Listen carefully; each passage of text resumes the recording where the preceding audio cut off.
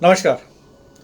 जन्म कुंडली के आधार पे वर्ग कुंडलियों को कास्ट किया जाता है। वर्ग कुंडलियां यानी कि डिविजनल चार्ट। ये डिविजनल चार्ट हमें हेल्प करते हैं हमारे जीवन के किसी एक पर्टिकुलर एरिया के बारे में डिटेल्ड एनालिसिस के लिए।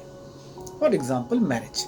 मैरिज के लिए हम जन्म कुंडली का 7th हाउस और 7th लॉर्ड को देखेंगे, लेकिन इसके डिटेल्ड एनालिसिस के लिए हमें डिविजनल चार्ट नंबर 9 यानी कि D9 नवमांशा नवमांशा को देखना होगा। नवमांश हमारी मैरिज के बारे में डिटेल्स हमें बताता है कि यानी कि शादी कब होगी, मैरिटल लाइफ किस प्रकार रहेगी। सिमिलरली अगर हमें प्रोफेशन की बात करें तो प्रोफेशन के लिए जन्म कुंडली का 10th हाउस और 10th लॉर्ड और डिविजनल चार्ट नंबर 10 यानी कि दशमांश को देखा जाता है।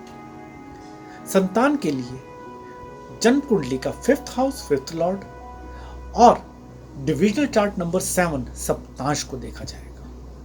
इन डिविजनल चार्ट से हम उस पर्टिकुलर एरिया के बारे में ना सिर्फ डिटेल्स जान सकते हैं बल्कि ये भी जान सकते हैं कि कौन सा पर्टिकुलर प्लैनेट है हमारी कुंडली का, वो हमारे जीवन के किस एरिया में बेनिफिक रिजल्ट दे रहा है और किस एरिया में मेलेफिक रिजल्ट दे रहा है। सबसे पहले तो ये समझ लेते हैं कि कोई भी प्लैनेट पूर्ण रूप से अच्छा या बुरा नहीं होता। वो रिजल्ट देता है किसी एक पर्टिकुलर कुंडली में अपनी पोजीशन के अकॉर्डिंगली। तो अगर कोई एक पर्टिकुलर प्लैनेट किसी एक डिविजनल चार्ट के अंदर बेनिफिकली प्लेस्ड है तो वो उस डिविजनल चार्ट के अंदर अच्छे रिजल्ट ही देगा। उस डिविजनल चार्ट से रिलेटेड उसकी जो भी प्रॉपर्टीज हैं, जो भी सिग्निफिकेशंस हैं, उसके अंदर बेनिफिक रिजल्ट देगा। और जिस पर्टिकुलर डिविजनल चार्ट के अंदर वो मेलेफिकली प्लेस्ड है, वो पीड़ित है, वो वहां हर्डल्स क्रिएट करेगा, परेशानी क्रिएट करेगा। इन डिविजनल चार्ट में सबसे ज्यादा इंपॉर्टेंट चार्ट है D9 यानी कि नवमांशा। नवमांशा को जन्म कुंडली के बराबर ही इंपॉर्टेंस दी गई है। अगर हम उसको समझना चाहें तो यूं समझ सकते हैं कि जन्म कुंडली अगर शरीर है तो नवमांश उसकी आत्मा है। प्लैनेट्स की एक्चुअल स्ट्रेंथ हमें नवमांश के अंदर ही देखनी चाहिए। अगर एक प्लैनेट जन्म कुंडली में पीड़ित है लेकिन नवमांश के अंदर वो इंप्रूव हो जाता है तो वो प्लैनेट अच्छे रिजल्ट देगा। लेकिन वहीं दूसरी तरफ अगर कोई प्लैनेट जो जन्म कुंडली के अंदर बहुत ही शुभ बैठा हुआ है लेकिन नवमांश में बुरी तरीके से पीड़ित हो जाता है तो वो अच्छे रिजल्ट्स नहीं दे पाएगा। प्लैनेट कुंडली में क्या रिजल्ट देगा ये जानने के लिए हमें ये समझना जरूरी है कि एक प्लैनेट के ऊपर क्या रिस्पॉन्सिबिलिटीज होती है। सबसे पहले तो वो अपनी सिग्निफिकेशन के अकॉर्डिंगली रिजल्ट देगा, फिर वो उस राशि के रिजल्ट देगा जहां का वो स्वामी है, फिर जिस राशि में उस कुंडली में बैठा है उस राशि के रिजल्ट, जिस भाव में बैठा है उस भाव के रिजल्ट, जिस नक्षत्र में है उस नक्षत्र के और उस नक्षत्र के स्वामी के रिजल्ट। इन सभी को मिला करके ही एक प्लैनेट कुंडली में अपने रिजल्ट देता है।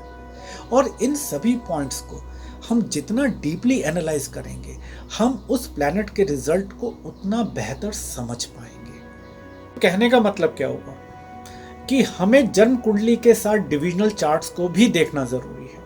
हो सकता है कि जन्म कुंडली में जो प्लैनेट हमें बहुत अच्छा लग रहा है कि ये तो हमारे लिए बहुत अच्छे रिजल्ट्स देने वाला है, बहुत ही बेनिफिकली प्लेस्ड है, वो हमारे वर्गा चार्ट्स के अंदर, हमारे डिविजनल चार्ट्स के अंदर बुरी तरह से पीड़ित हो और शायद इसीलिए ना तो वो अपने रिजल्ट्स दे पा रहा है बल्कि अपने नेगेटिव रिजल्ट दे रहा है। और वहीं कोई ऐसा पर्टिकुलर प्लैनेट भी हो सकता है जो जन्म कुंडली में तो पीड़ित है लेकिन वो डिविजनल चार्ट्स के अंदर अपने आप को इंप्रूव कर लेता है और हमारे लिए बेहतर रिजल्ट्स दे पा रहा है। ज्योतिष शास्त्र के अनुसार किसी भी प्लैनेट को एनालाइज करने के लिए उसे मिनिमम 6 डिविजनल चार्ट्स में एनालाइज करना चाहिए और कलेक्टिवली इन 6 डिविजनल चार्ट्स के ग्रुप को षडवर्ग कहा गया।